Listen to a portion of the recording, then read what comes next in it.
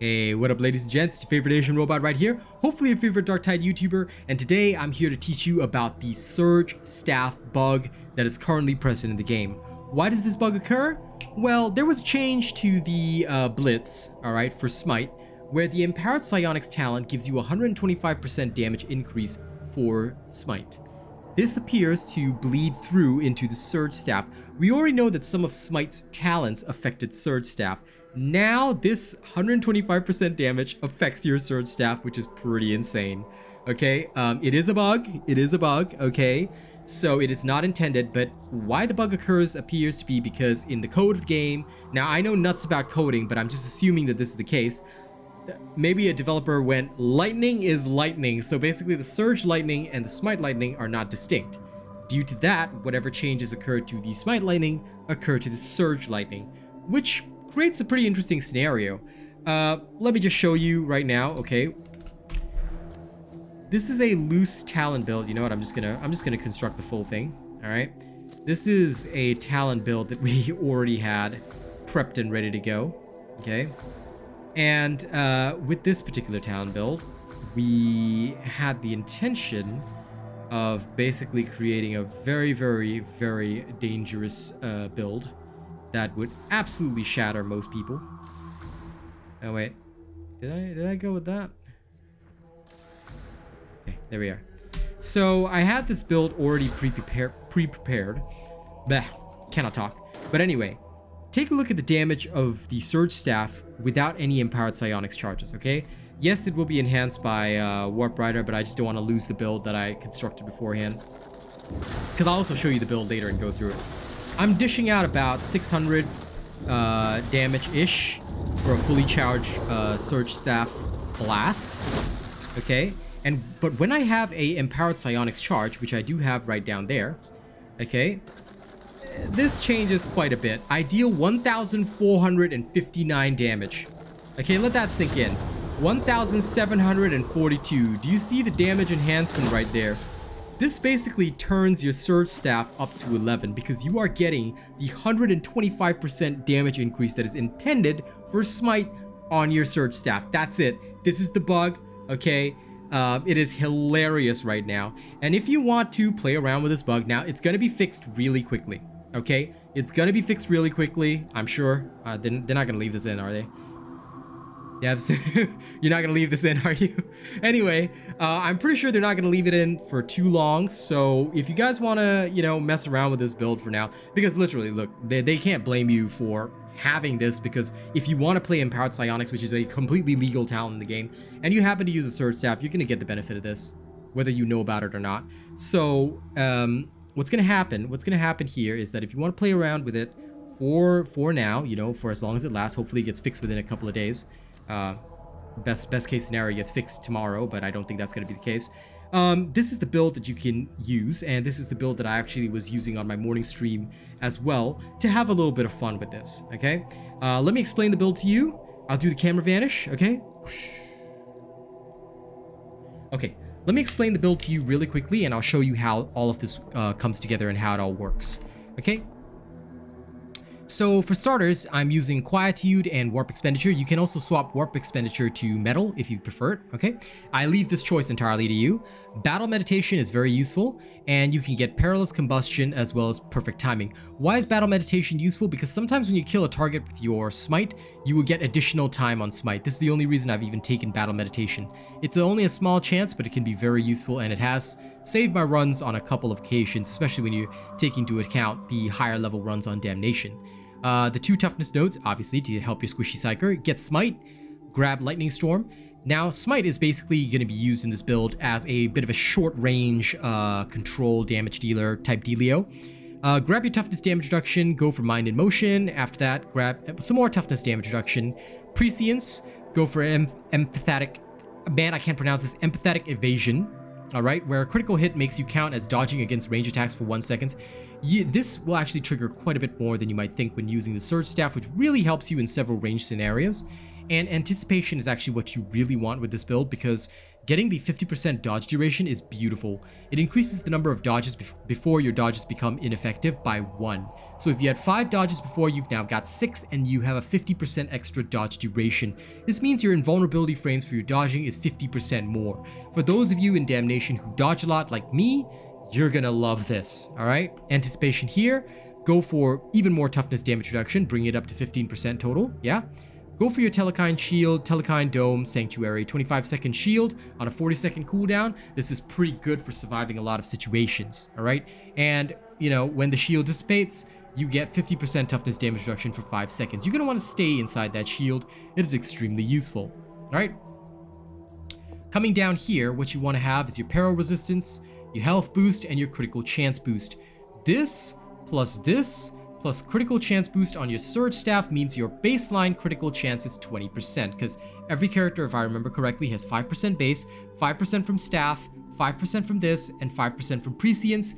You will be able to, and now prescience will apply to your whole team in coherency, by the way. So you've got 20% base crit chance, which is really gonna up your damage and actually turn your team into a bit of a killer. All right, so I love the way this is structured right now. Some people think going for the cooldown is awesome. Nah, prescience, man, prescience. What are you talking about? This is what you want, okay? After you've got all this together, what you want is your Warp Rider, Toughness Boost. Go for your Empowered Psionics, which will give you the Empowered Surge, okay? Go for Overpowering Souls, because whenever you kill an elite, you're gonna get a charge. Go for Charged Up as well, so that you can hold up to 3 stacks of Empowered Psionics, which is beautiful. Then on the left-hand side, you want Puppet Master, Toughness Damage Reduction. Okay, bring your total damage reduction up to, if I'm not wrong, let's see, 1, 2, and 3, and 4. That's 20% Toughness Damage Reduction permanently, applying at all times. And Solidity. You really want to be able to quell fast, okay? So Solidity is pretty much a must-have in any build that the Psyker uses that applies, you know, warp damage, all right? So with all of this together, basically you are a supreme badass. Now, some people think that, you know, if you really want to, you can go for, I don't know, this extra range damage here, but I'm going to tell you that it's really not worth it. Like, you'd have to give up Sanctuary. And the toughness replenishment helps a lot in many situations. So for me personally, or either that or you're going to have to give up this toughness damage reduction here, and you can go for range damage boost if you think that, you know, oh, I've already got 15% is more than enough for me. I leave that up to you, but I don't find the 5% necessary. I don't think it's going to help you all that much, but I leave that decision to you, all right? You decide based on your own staff and whatnot what you want to do there. Now, in terms of the loadout, all right, this is just to go through it really quickly. What I'm going to tell you is that you will probably want your Macabian Mark IV Dueling Sword. Don't you worry, I've got a video coming that will explain all the Psyker changes as well as the importance of the Mark IV Dueling Sword. I have a lovely Surge Staff. Now, for the Dueling Sword, you're going to want to get perks of Maniac Damage, alright? And the other perk can be anything. Mine just happened to roll damage to Specialists as well, which really helps. But I would actually prefer Maniac Damage, and probably for the other one, I would choose either Flak? No, I would choose Carapace. I would choose Carapace actually, because it will help me stab the heads off Maulers faster if I could choose that. But for your blessings, I went with Uncanny Strike and Shred. Shred, I rolled naturally. Uncanny Strike is just really good. 24% rending on enemy weak spot hit for 3.5 seconds is absolutely beautiful. And even if you don't hit the weak spot, it will stay. Just to prove this to you guys really quickly, okay?